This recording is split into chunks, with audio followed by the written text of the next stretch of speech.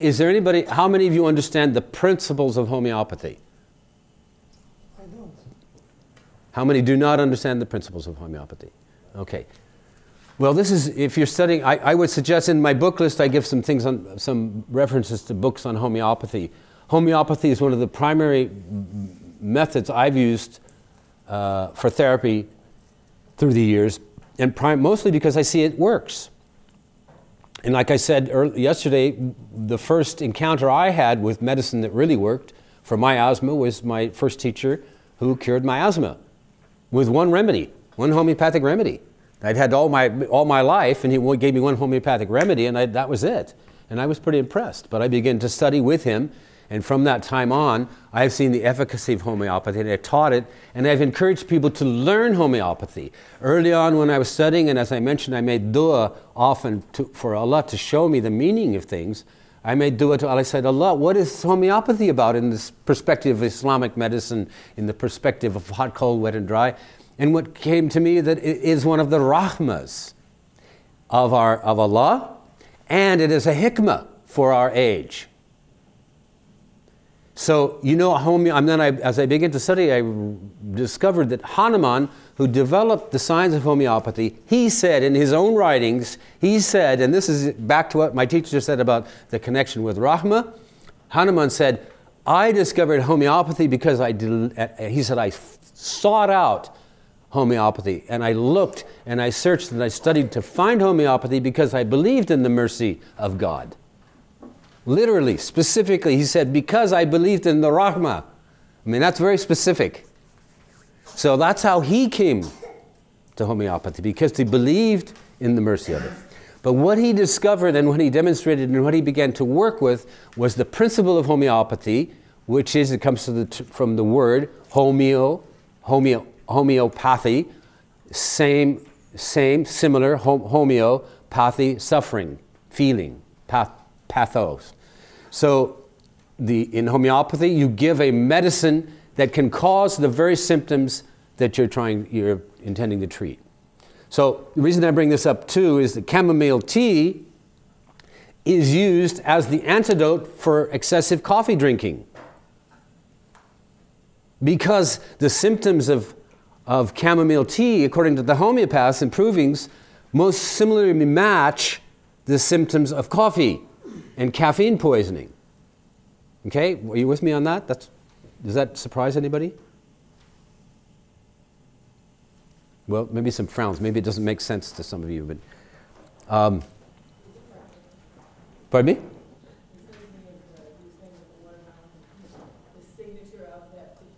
No, the effects, not the signature, the results. So the homeopaths, the way Hanuman studied and worked with homeopathy, it's the same way when we say a food is hot, cold, wet, or dry in the Unani Islamic tradition, we say it's hot, cold, or wet, or dry because of the effect it has on a person. Something is hot and it's defined in degrees. Something is hot on the first degree, second degree, or third degree, or fourth degree. It's cold in the first, second, third, or fourth degree.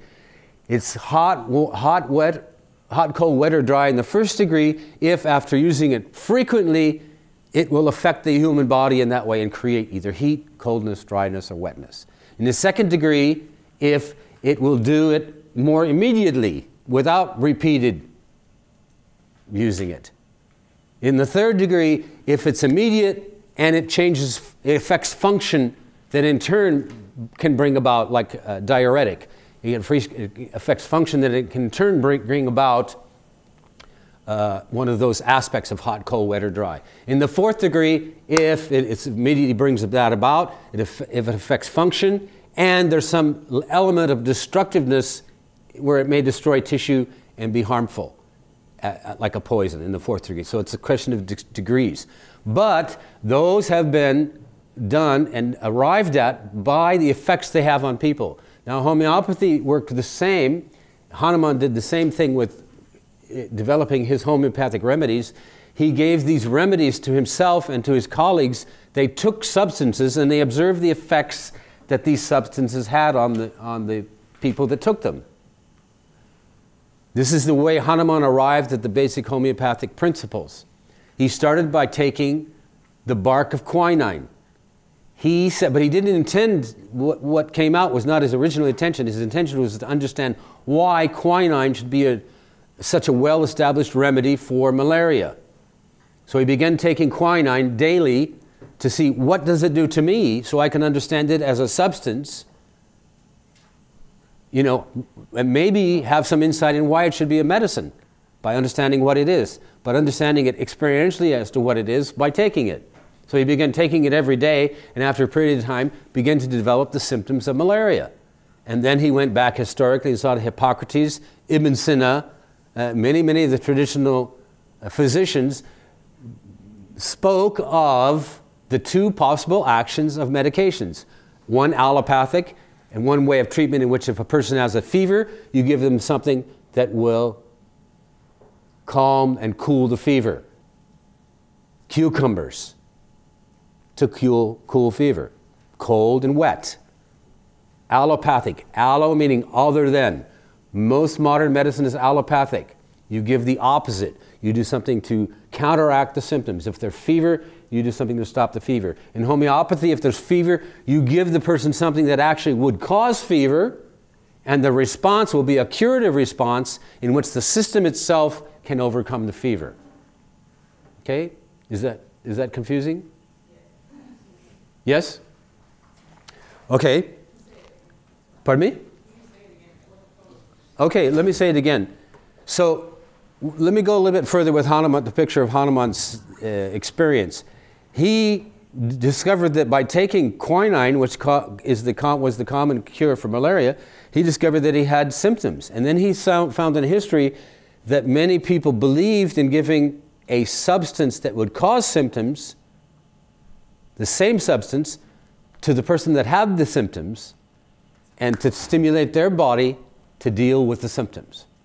That was a historical fact. Then he began discovering examples of homeopathy historically, in other words, of this principle working.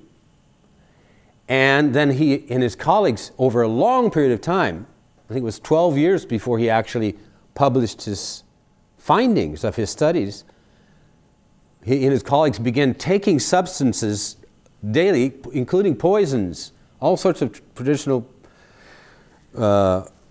used medications, and keeping very detailed notes of mental, emotional, and physical symptoms, which immediately started defining it and describing it within the context of what we would call holistic. That is, emotional, mental, and physical symptoms, all included. Very subjective symptoms. Are you with me on that? So they started taking them. We could take any substance here as a group, and everybody start taking a little bit every day and keep notes, and then share and compare the notes and see if we all had some things that came up that we could call symptoms in common. And if we did, that would be considered approving in homeopathy and by homeopathic principles. And we in principle could take that substance and use it when we find those symptoms that we all found in common. Okay? So in homeopathy, the homeopath, anything, here's the law that he came up with. Anything that can cause a particular set of symptoms, any substance that can cause a particular set of symptoms is capable of curing those same symptoms in a sick person. Belladonna, the plant, causes fever, hotness, dryness, in extreme hallucinations, dilated pupils, sensitivity to light, right? Fever. Belladonna can be used to cure those in a person, or belladonna can be given to the person that has those symptoms, and the taking of that substance will stimulate a response that's curative. Okay? So it's pretty strange, and it goes against a lot of the principles and understanding, the natural understanding we have, that kind of a logic in a certain sense that we have. But it does work, which is extraordinary. I mean, the material in homeopathy that is established, the studies and the case studies and, the history of it is enormous.